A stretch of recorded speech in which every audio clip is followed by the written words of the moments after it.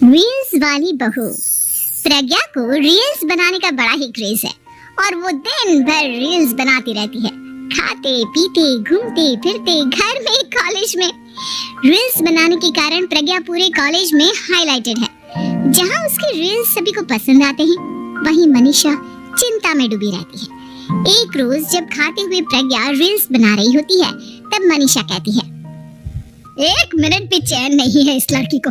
ये नहीं कि खाना तो आराम से खा ले, लेकिन नहीं, अरे थोड़ी देर रील्स नहीं बनाओगी तो आसमान नहीं टूट पड़ेगा। अरे मम्मी, इसी को तो कहते हैं डिटर्मिनेशन। तुम नहीं समझोगी ये सब। भगवान, इस लड़की को सद्बुद्धि दे। जब देखो तब टेढ़ा बाका मुंह बनाती रहती है।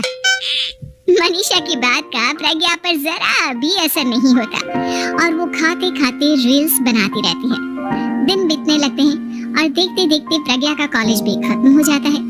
आए दिन कोई ना कोई मनीषा को प्रज्ञा की शादी करवाने का सुझाव दे जाता है। सब ठीक ही कहते हैं, प्रज्ञा की शादी कर देनी चाहिए। अपने घर के काम काज में व्यस्त हो जाएगी तो खुद ही ये रील्स और नाच गाना बंद हो जाएगा। मनीषा और प्रेम प्रज्ञा के लिए एक अच्छा लड़का ढूंढने लगते हैं और तभी विकी का रिश्ता प्रज्ञा के लिए आता है, जिसने प्रज्ञा को उसकी रील्स देखकर पसंद कर लिया था। अगले दिन विकी अपने माता पिता के साथ प्रज्ञा के घर पहुंच जाता है और प्रज्ञा साड़ी पहने हाथों में चाय की ट्रे लिए उनके सामने आती है। जब विकी को पसंद है तो हमें भी बहू पसंद है। बहन जी, आप बारात की तैयारी कीजिए। एक बार लड़का लड़की अकेले में बात कर ले तो अच्छा रहेगा। हाँ हाँ, क्यों नहीं। मनीषा विकी को प्रज्ञा के कमरे में भेजती है, जहाँ प्रज्ञा पहले से ही रील्स बना रही होती है। तभी विकी कहता है, आ गए आपके साजन जी। हमारे साथ ये रील्स कंप्लीट करती तो और भी अच्छा रहता। अच्छा जी, अब आ ही गए हैं तो बना ही लेती हूँ आपके साथ। दोनों मिलकर रील्स बनाते हैं। जब भी मीट और तुरंत पोस्ट भी कर देते हैं। फिर विकी कहता है, जब आप साड़ी में चाय लेकर आई तब मुझे लगा कि कहीं मैं गलत घर में तो नहीं आ गया। अब सही है। दोनों की शादी पक्की हो जाती है और शादी के दिन भी प्रज्ञा रील्स बनाने से चूकती नहीं। यहाँ तक कि बारात के समय भी नाचते हुए रील्स बनाती है। सभी लोग प्रज्ञा की तारीफ के पुल बांध देते हैं और प्रज्ञा नाचती गाती अपने ससुराल चली जाती है। सब कुछ अच्छा चल रहा होता है। प्रज्ञा यहाँ भी दिन भर हर चीज की रील्स बनाती रहती है। लेकिन कुछ दिनों के बाद जब सुनीता कहती है, बहू, ये रील्स के साथ साथ कुछ काम भी कर लिया करो। वैसे तुझे और क्या क्या बनाना आता है? मम्मी जी, वैसे तो सब कहते हैं कि मैं सब कुछ अच्छा बनाती हूँ, लेकिन मुझे लगता है कि मैं मैगी अच्छा बना लेती हूँ। हाँ, कॉफी भी अच्छा बना लेती हूँ और मुंह तो सबसे अच्छा बना लेती हूँ। अच्छा अच्छा। सुनीता अपना माथा पकड़ लेती है और कहती है, बहू, कुछ खाना बनाना भी सीख लेती हूँ। मम्मी जी, मैं लंबी प्लानिंग कर रही हूँ।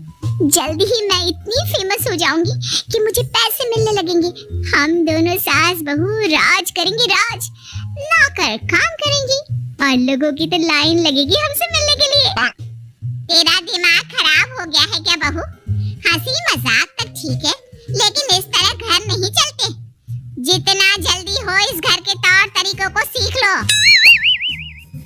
प्रज्ञा मुंह घुमाकर चली जाती है और तुरंत उसी वक्त एक रील बनाती है। ये देख सुनीता का गुस्सा 7वें आसमान पर चला जाता है और विकी के घर आते ही सुनीता उसे सब कुछ बताती है। विकी भी अब प्रज्ञा की इन हरकतों से परेशान हो जाता है। तुम टेंशन मत लो मम्मा, मैं देख लूंगा। विकी कमरे में जाता है तो देखता है कि प्रज्ञा रील्स बना रही है। विकी बड़े ही प्यार से प्रज्ञा से कहता है, प्रज्ञा, इन सब के लिए मैं तुम्हें मना नहीं कर रहा हूँ, लेकिन फिर भी हर वक्त तो ये अच्छा नहीं लगता ना।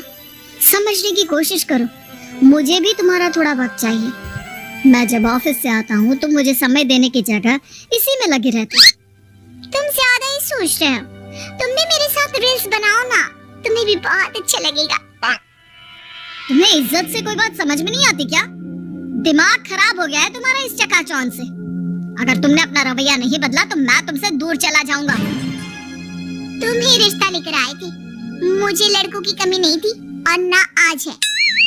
विकी दरवाजा पटककर चला जाता है। धीरे धीरे विकी प्रज्ञा से दूर होता जाता है।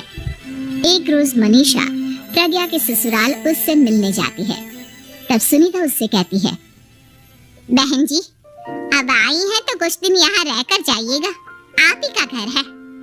हाँ मम्मी, बहुत दिन हो गए तुम्हारे साथ एक भी रील नहीं बनाई मैंने। प्रज्ञा तुरंत अपने फोन में रील्स ऑन कर लेती है। ये सब मुझसे नहीं होता। तेरा ये भूत अभी तक नहीं उतरा क्या? बहन जी आप कुछ कहती नहीं क्या इसे? जब आप ही कुछ नहीं कर पाई तो मैं कर ही क्या सकती हूँ, सास तो वैसे ही बदनाम है। शाम को घर की लाइट चली जाती है और मनीषा प्रज्ञा से कहती है, मेरे घुटनों में बहुत दर्द हो रहा है, तू लाइट का कुछ इंतजाम करना बेटा। अच्छा कैंडल जला देती हूँ मम्मा। प्रज्ञा गाते हुए कैंडल जलाती है और खिड़की के पर्दे के पास रख देती है।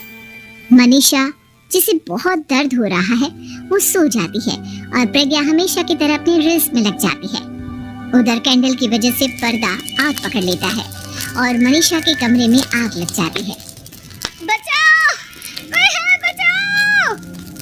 सभी भागते हैं और विकी कमरे की आग बुझाने में लग जाता है, लेकिन तब तक मनीषा आधी जल चुकी थी। मनीषा की हालत देख प्रज्ञा रोने लगती है। विकी मनीषा को तुरंत हॉस्पिटल ले जाता है और उसे एडमिट कराता है।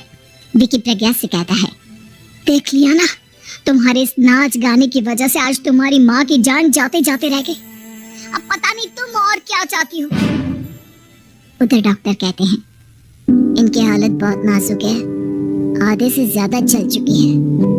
प्रज्ञा रोती हुई मंदिर में जाती है और भगवान के आगे जाकर कहती है, भगवान मेरी माँ को ठीक कर दो, मैं कसम खाती हूँ हाथ से ये रील्स बनाना छोड़ दूंगी, बस मुझे मेरी माँ वापस मिल जाए।